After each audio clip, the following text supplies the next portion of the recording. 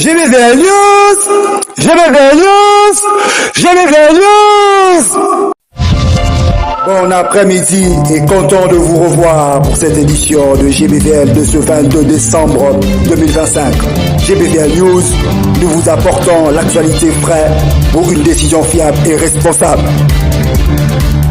Attachez vos ceintures et la fusée vers l'éboulement de l'actualité a pris sa destination.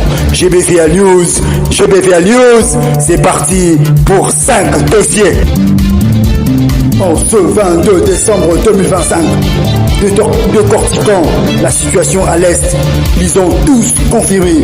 Les États-Unis déploient des moyens sophistiqués de la haute technicité pour établir la logistique militaire dans l'ordre de la surveillance militaire.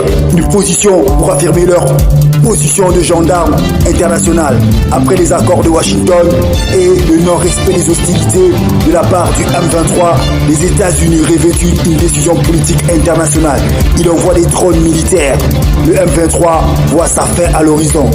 Deuxième sujet en bref, c'est le renouvellement du mandat de la MONUSCO en République démocratique du Congo. Troisième sujet en politique intérieure, c'est le sujet par rapport à la réflexion de GBVL News qui constate plusieurs cas de restriction à l'expression politique de plusieurs opposants au régime du pouvoir. Ils sont empêchés à communiquer avec leurs adeptes. Dernier en date, c'est l'opposant dit président élu qui a été empêché de tenir une conférence d'échange direct avec les étudiants de l'université panafricaine au Congo à la cité verte dans la commune de Selembao. Ensuite, nous avons une matière qui touche notre quotidien. L'eau, dans sa distribution, qui pénètre l'économie nationale jusque dans notre quotidien. Rubrique économie que sociétale.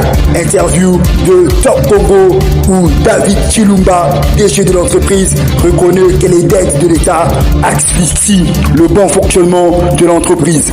En musique congolaise, rumba encore, puisque nous savourons notre culture musicale. C'est autour du barbecue à Bandal sur l'avenue Boukaka où des chanteurs exceptionnels sont venus et montrent leur savoir-faire. José Hendrix nous expliquera avec détail la perfection de cet événement. Et enfin, en sport, nous parlerons du Maroc où se déroule la Coupe d'Afrique des Nations. Cette grande compétition qui rassemble la France